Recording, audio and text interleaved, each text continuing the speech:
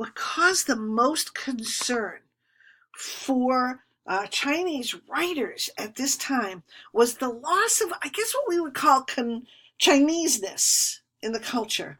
Non-Chinese nomads ruled a lot of the area, while Buddhism, a non-Chinese religion, became predominant, more important and more socially significant than Confucianism. This was a concern we're going to hear about again later. Beginning in 618 CE, the Tang dynasty would bring China into what is considered to be a golden period of accomplishments. In fact, the Tang dynasty would be one of China's longest lasting reigns.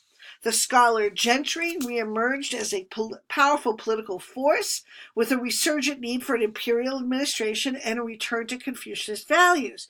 Think about how much that makes sense, right? The Tang dynasty takes over, creates an empire, and so needs those administrators, those educated administrators, scholar bureaucrats or scholar gentry, in order to maintain, to administer this empire.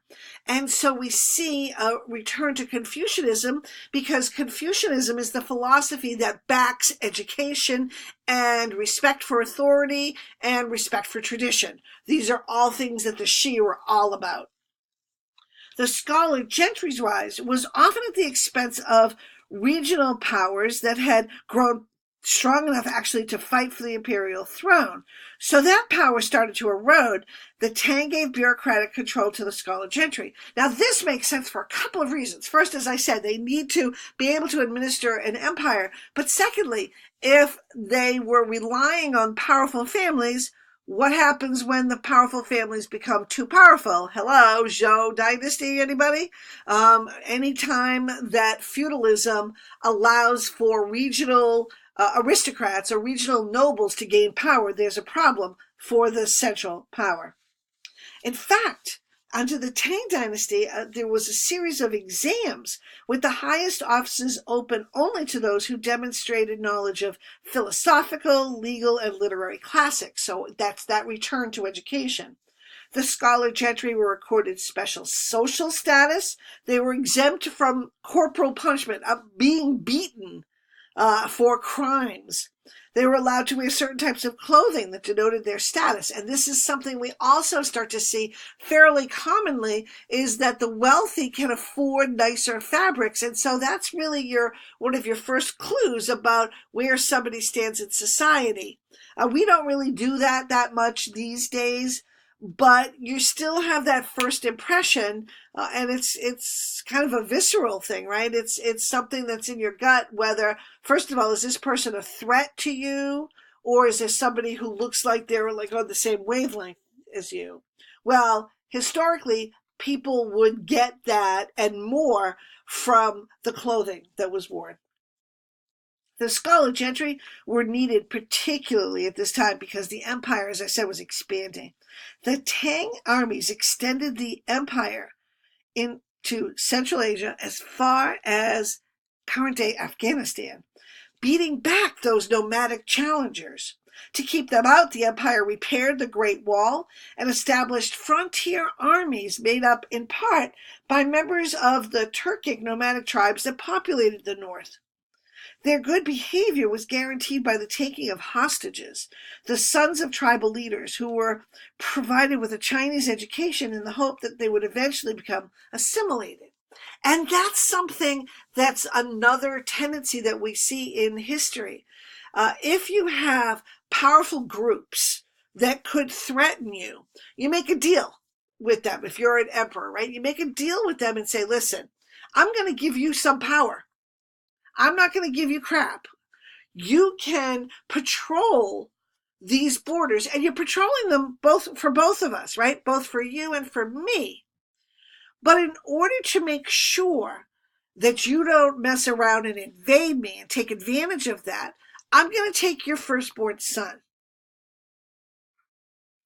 And when we talk about hostages, we aren't talking about hostages like you see in the news, right? Where some poor soul is his hands are tied behind his back, he's got a hood over his face, and his head is cut off.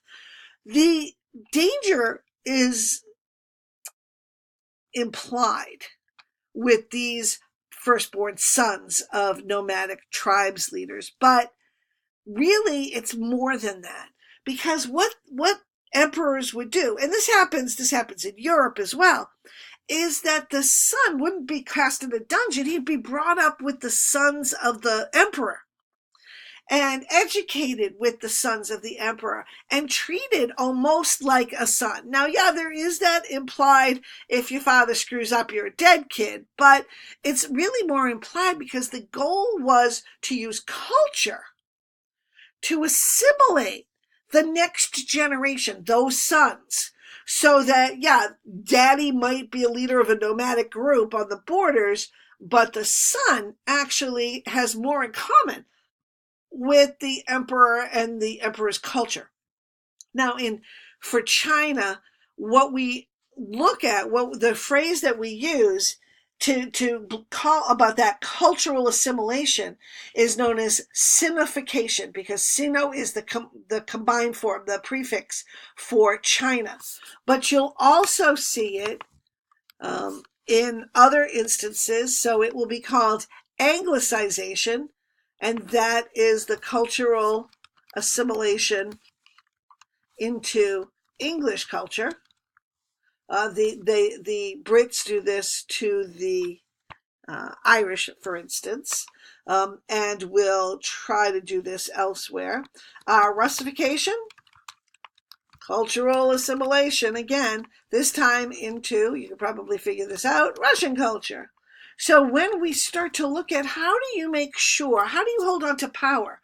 Before, remember, when we're talking about empires, we've discussed the idea of claiming a religious connection, right? Or with the Qin, for instance, in China, establishing so many laws, and if you broke the law, then you would, be severely punished.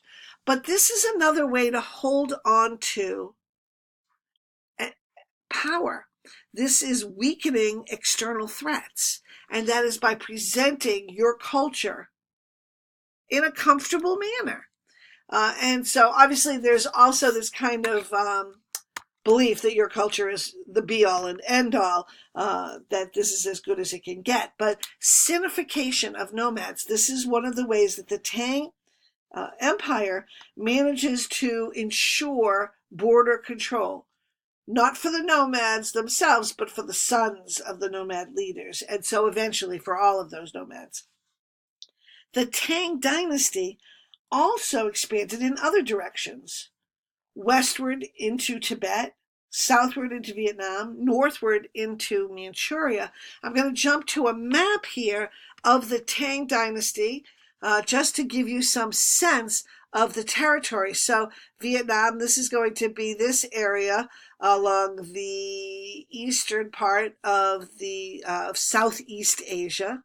Manchuria is up here. You can actually see the Great Wall being built. This area here, so you can, sorry, didn't mean to hit that. So you can see where the threat is believed to be coming from, right? On the other side of the Great Wall. Here's the Taklamakan Desert. This is always important with the Silk Road trade routes. But in fact, the Tang dynasty is going to take over more and more territory, well beyond the Gobi Desert, well beyond the Taklamakan Desert, farther and farther westward, into areas that aren't even on the map. Here's Central Asia would be farther west over, obviously in the western part. Here are the Himalayan mountains, and so Tibet, and taking over parts of Tibet in terms of territory. 2 assaults on Korea did fail, but a dependent kingdom loyal to the Chinese emperor was established on the Korean peninsula. And so the Koreans start to be exposed as well to Chinese culture. And the population shifts under the Tang. The Tang sought expansion of Chinese cultural ability by encouraging peasants to relocate to areas where little or no cultivation had occurred, either because the land hadn't been lived on or it was occupied by non-Chinese peoples. In the latter case, military garrisons were also set up in areas to keep the non-Chinese peoples in line. Military garrisons, barracks where the military would live and work, were established throughout the empire, although most of them were near the northern border, which was the site of most of the danger. The support of the peasants, which involved as well distributing land once owned by the aristocracy, served a twofold purpose.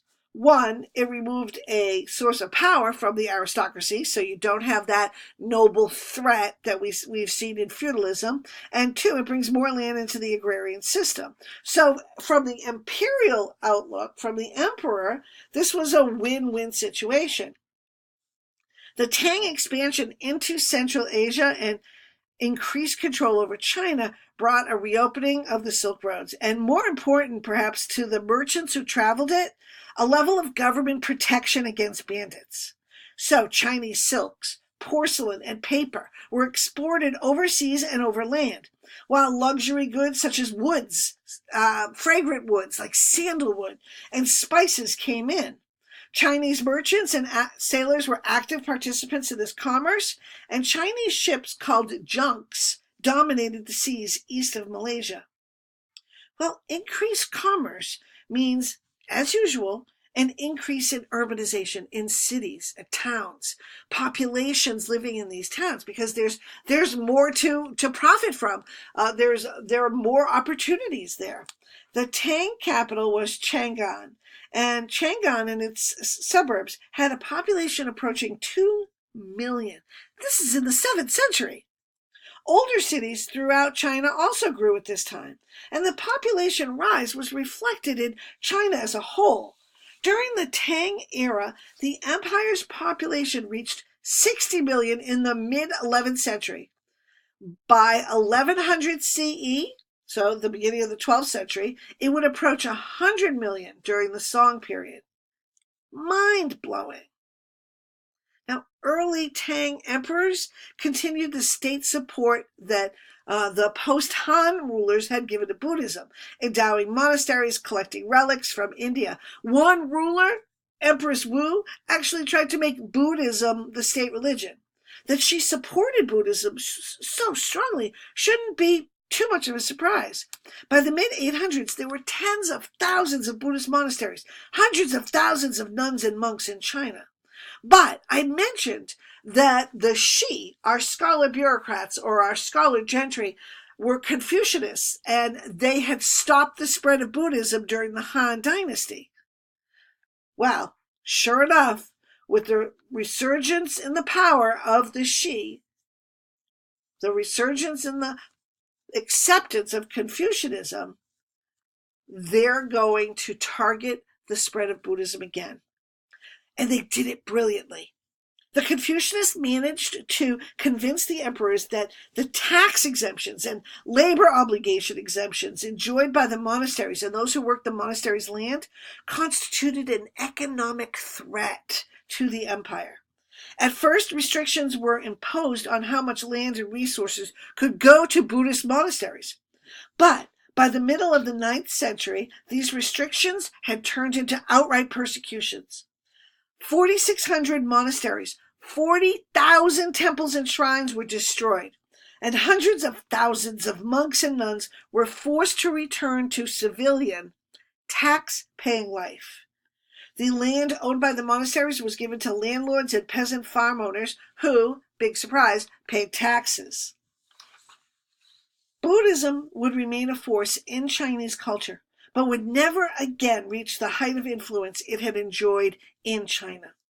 Confucianism would gain the upper hand and emerge as the main ideology of Chinese civilization in this period. Spoiler alert, it actually remains at that level into the 20th century. But just as the Han Dynasty was toppled by palace intrigues and power plays, so too would the Tang. The Tang became powerless, economic conditions worsened, the population rebelled, while regional dynasties competed for control. The last emperor resigned under force in 907 CE, and regionalism reigned for almost 60 years.